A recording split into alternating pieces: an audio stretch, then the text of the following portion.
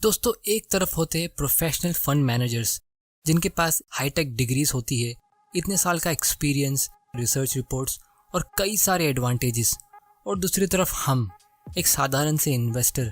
लेकिन आप ये जान के चौंक जाओगे कि हम इंडिविजुअल इन्वेस्टर्स के पास प्रोफेशनल फंड मैनेजर्स से ज़्यादा एडवांटेजेस होते हैं स्टॉक मार्केट में अच्छे रिटर्न्स कमाने के।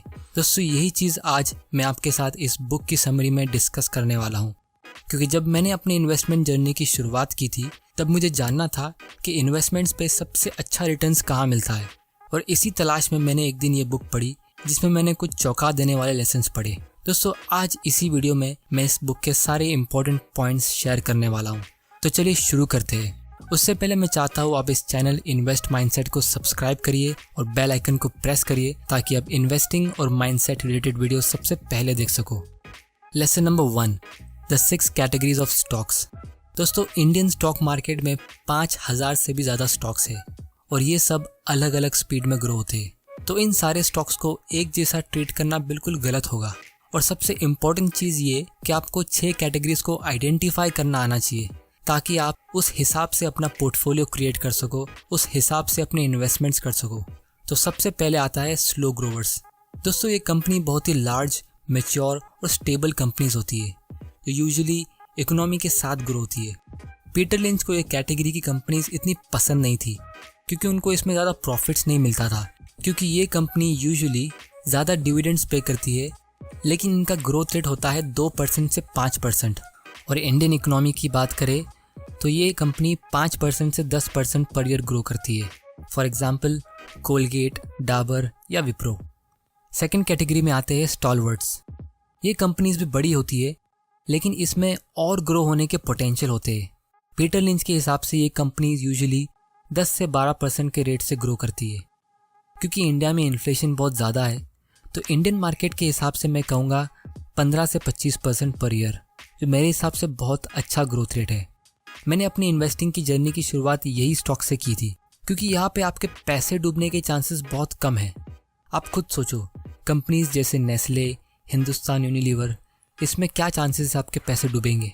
दोस्तों, तीसरी कैटेगरी में आते हैं फास्ट ग्रोवर्स।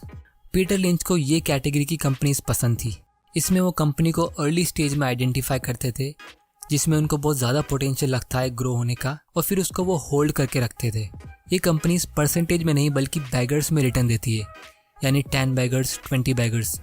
मतलब कुछ सालों में आपका पैसा डबल या ट्रिपल नहीं, 10 गुना या 20 गुना हो सकता है। फॉर एग्जाम्पल राकेश झुंझुनवाला ने 2003 में टाइटन कंपनी का स्टॉक खरीदा था 3 रुपीज़ पर शेयर में, और आज इसका प्राइस है 1200 रुपया। कैटेगरी नंबर 4 में आती है साइक्लिकल स्टॉक्स। ये वो कंपनी होती है जिसका रेवेन्यू और स्टॉक प्राइस बिजनेस साइकिल के हिसाब से ऊपर नीचे होता है। ये कंपनीज ऐसे प्रोडक्ट बेचती है जो लोग रिसेशन या बुरे टाइम में खरीदते नहीं है। सिंपल एग्जांपल ले लो ऑटोमोबाइल इंडस्ट्रीज। जैसा इनका रेवेन्यू साइक्लिकल होता है उसी तरह इनका स्टॉक प्राइस भी साइक्लिकल होता है। दोस्तों, मैं ऐसी कंपनीज पूरी तरह अवॉइड करता हूँ और किसी भी न्यू इन्वेस्टर्स को सजेस्ट करता हूँ ऐसे स्टॉक से दूर रहने के लिए, क्योंकि इसमें प्रॉब्लम ये होती है कि न्यू कमर्स हमेशा बुल मार्केट के टाइम पे आते हैं जब स्टॉक ऑलरेडी बहुत महंगा रहता है, और जब मार्केट क्रैश होता है और ये इसका स्टॉक 50-60% गिरता है तो लोग डर के मारे इसे बेच देते हैं। इसीलिए न्यू इन्वेस्टर्स को मैं ये स्टॉक सजेस्ट नहीं करता हूँ। 5th कैटेगरी में आते हैं टर्न अराउंड्स। दोस्तों, ये कंपनी ऐसी है जो फिलहाल बुरे टाइम से गुजर रही है, जिसकी वजह से इनका स्टॉक प्राइस एकदम ज़्यादा नीचे गिर गया है।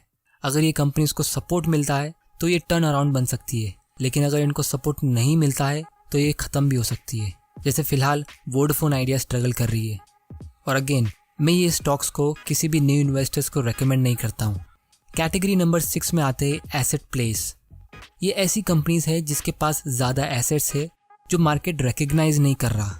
ये एसेट या तो कंपनी का एक्सेस कैश हो सकता है, इन्वेंट्री हो सकता है, या कोई रियल एस्टेट प्रॉपर्टीज़।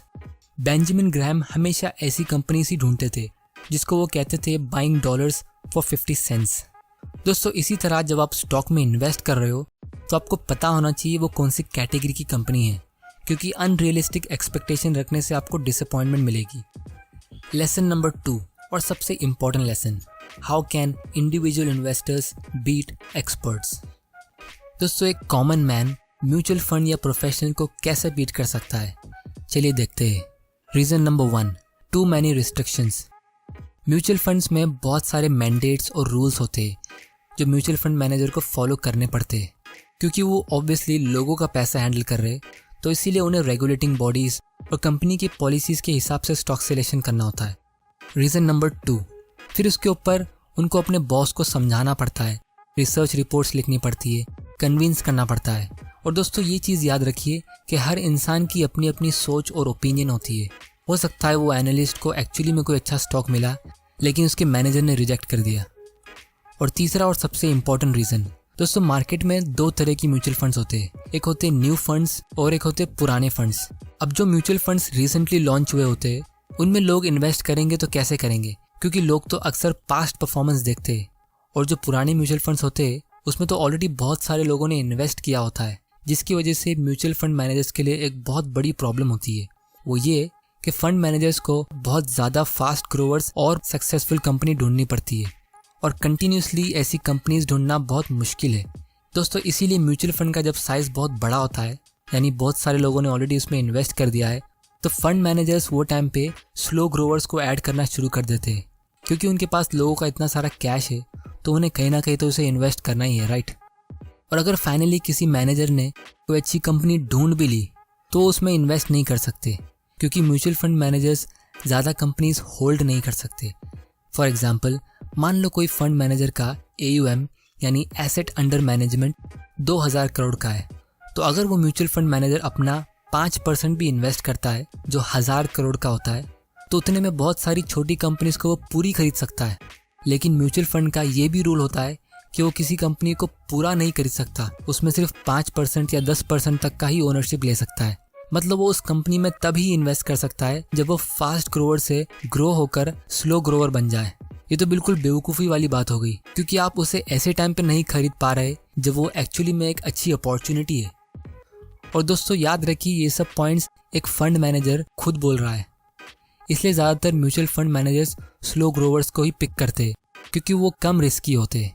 और वॉल स्ट्रीट में एक कहावत है, nobody ever got fired by buying IBM, क्योंकि IBM सालों पुरानी और एक बहुत बड़ी कंपनी है जो कि एक स्लो ग्रोवर कैटेगरी में आती है, तो उसमें इन्वेस्ट करना फंड मैनेजर्स के लिए फ़ायदेमंद डील होती है। क्योंकि अगर कोई फंड मैनेजर छोटी कंपनी ढूंढ के रिस्क लेता है और वो कंपनी परफॉर्म नहीं करती है तो लोग उस मैनेजर को ब्लेम करेंगे, लेकिन अगर वो बड़ी कंपनी जैसे रिलायंस या TCS डूब जाती है तो लोग कहेंगे अरे इतनी बड़ी कंपनी को क्या हो गया। तो इसीलिए एज एन इंडिविजुअल इन्वेस्टर आपको और मुझे इतने सारे लिमिटेशंस नहीं है, ना किसी को जवाब देना है ना कोई rules. Lesson number 3, 10 science of 10 beggars.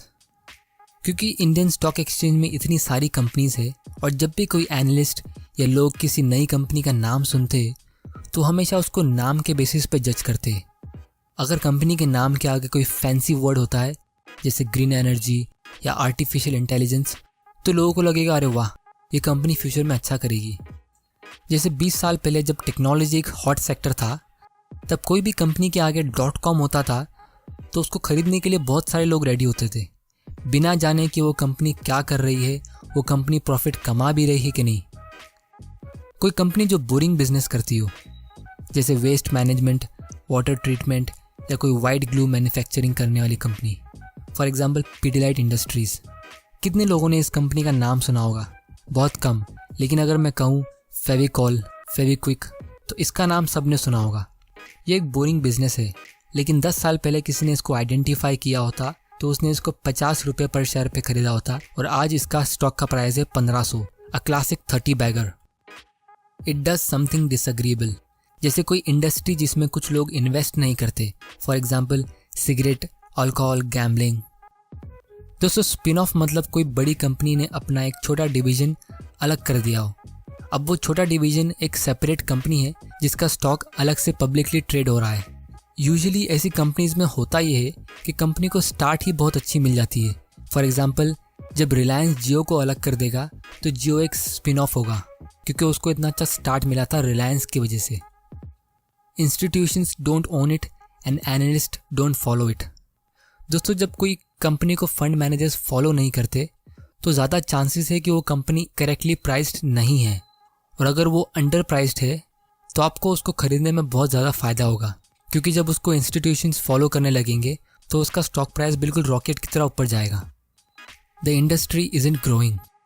दोस्तों फिलहाल फार्मा और टेक इंडस्ट्री बहुत ज़्यादा ग्रो कर रही है और इसीलिए इसके पीछे पूरी दुनिया पड़ी है। लेकिन अगर आप नोटिस करोगे तो उस सेक्टर में ऑलरेडी सारी कंपनीज बहुत ज़्यादा ओवर प्राइस्ड है। और अगर आप थोड़ा आउट ऑफ बॉक्स सोचेंगे तो आपको दूसरी इंडस्ट्रीज में मल्टी बैगर मिल सकते हैं। मतलब कोई फोकस्ड कंपनी जो कोई स्पेसिफिक प्रोडक्ट बेचती है जिसमें उसकी एक्सपर्टीज़ हो जो और कोई कंपनी नहीं बेचती। वॉरेन बफे यूजुअली ऐसी ही कंपनीज ढूंढते हैं। It has a recurring revenue. Company कोई ऐसा प्रोडक्ट बेचती है जहां कस्टमर्स को हर महीने पेमेंट करनी पड़ती है as compared to one time payment. It's a user of technology. दोस्तों टेक्नोलॉजी दिन पे दिन सस्ती होती जा रही है। 20 साल पहले कंप्यूटर और इंटरनेट का प्राइस बहुत ज़्यादा था और आज एकदम चीप है। तो कोई ऐसा बिजनेस जो टेक्नोलॉजी पे बेस्ड हो तो उस कंपनी को कॉस्ट कटिंग में भी फ़ायदा होगा, प्लस ज़्यादा कस्टमर्स भी यूज़ करने लगेंगे। उसका सबसे बेस्ट एग्जांपल अगर मैं आपको दूँ तो वो है यूट्यूब। लास्ट और सबसे important point, insiders are buying. दोस्तों कंपनी के प्रमोटर्स को कंपनी के बारे में सबसे ज़्यादा पता होता है और वो अगर खुद उस कंपनी में इन्वेस्ट कर रहे हैं तो उससे उनका कॉन्फिडेंस शो करता है, या कम से कम उससे हमें ये ज़रूर पता चलता है कि कंपनी आने वाले कुछ टाइम में बंद नहीं होगी। Lesson number 4, stocks to avoid. दोस्तों जितना हम फोकस करते हैं अच्छे स्टॉक्स ढूंढने पर, हमें उससे ज़्यादा ध्यान देना चाहिए कि हम कोई फालतू स्टॉक्स नहीं उठा रहे, क्योंकि स्टॉक मार्केट में जो सर्वाइव कर गया वो ही हीरो है। इसीलिए पीटर लिंच के हिसाब से आपको ये 5 टाइप के स्टॉक्स अवॉइड करने चाहिए। Stocks from hot industry. Hot industry हमेशा न्यूज़ में होती है, सबको उसी में इन्वेस्ट करना होता है, जैसे इलेक्ट्रिक कार्स। लेकिन इसमें प्रॉब्लम ये होती है कि कंपटीशन भी उतने जल्दी आते हैं और कंपटीशन प्रॉफिट्स के लिए बहुत ज़्यादा डेंजरस होते हैं। जब भी आपको कोई ब्रोकर या फ्रेंड बोलता है कि आपको इस कंपनी में इन्वेस्ट करना चाहिए क्योंकि वो नेक्स्ट अमेज़ॉन या नेक्स्ट माइक्रोसॉफ्ट या नेक्स्ट गूगल है, तो आपको उसमें बिल्कुल भी इन्वेस्ट नहीं करना चाहिए। When the company is diversifying. दोस्तों अगर आपकी कंपनी फूड प्रोडक्ट्स बेचती है और वो अचानक से कोई टॉय मैन्युफैक्चरिंग कंपनी इसको खरीद रही है, तो चांसेस है कि वो अपना फोकस खो रही है। जो पैसा उस कंपनी को आपको देना चाहिए डिविडेंड्स के थ्रू, ताकि आप डिसाइड कर सको उसे कहाँ इन्वेस्ट करना है, वो कंपनी खुद इन्वेस्ट कर रही है। Whisper stocks. ये गलती ज़्यादातर बहुत लोग करते हैं। जब उनका कोई फ्रेंड एडवाइस देता है या उनको कहीं से टिप मिलती है कोई स्टॉक खरीदने की, तो उसको खरीद लेते हैं। Exciting name. दोस्तों आप यकीन नहीं मानोगे, लेकिन स्टॉक मार्केट में ज़्यादातर लोग सिर्फ कंपनी का नाम देखकर स्टॉक्स खरीदते हैं। इसलिए जिसके नाम बड़े होते हैं उसके पीछे ऑलरेडी पूरी दुनिया भाग रही है। Lesson number 5, things to do before investing. दोस्तों आपको सबसे पहले और सबसे सिंपल सवाल करना है अपने आप को, क्या मुझे इन पैसों की ज़रूरत है आने वाले 2 या 3 सालों में? अगर इसका आंसर यस है तो आपको वो पैसा बिल्कुल भी स्टॉक मार्केट में इन्वेस्ट नहीं करना चाहिए, क्योंकि शॉर्ट टर्म में मार्केट्स कैसे रिएक्ट करेंगे वो किसी को नहीं पता, लेकिन लॉन्ग टर्म में यानी 10 साल के ऊपर मार्केट हमेशा ग्रो करते हैं। Understand the basics of business. दोस्तों अगर आप अपनी लाइफ की इंपॉर्टेंट सेविंग्स को इन्वेस्ट कर रहे हो तो आपको उस कंपनी के बारे में थोड़ी रिसर्च करनी चाहिए। इसके लिए आप इस चैनल को सब्सक्राइब कर सकते हो, क्योंकि मैं आपके लिए ऐसे इंटरेस्टिंग और नॉलेजेबल वीडियोस लाता रहूँगा। और सबसे last, don't bother timing the market. Stock market कब क्रैश होगा, इंटरेस्ट रेट ऊपर जाएगा या नीचे जाएगा, ये सब चीज़ों की आपको चिंता करने की बिल्कुल ज़रूरत नहीं है, क्योंकि time in the market always beats timing the market. तो दोस्तों आपसे मैं आज एक सवाल करता हूँ, आप कौन सी कैटेगरी में इन्वेस्ट करना प्रेफर करोगे? जवाब कमेंट के थ्रू बताना, ताकि मैं फ्यूचर में उससे रिलेटेड वीडियोस बनाऊंगा। दोस्तों उम्मीद है आपको ये वीडियो से कुछ सीखने मिला होगा। इस चैनल इन्वेस्ट माइंडसेट को सब्सक्राइब ज़रूर करिएगा और बेल आइकन को प्रेस करना, ताकि आप कोई इंपॉर्टेंट वीडियो मिस ना कर दो। तब तक के लिए थैंक यू।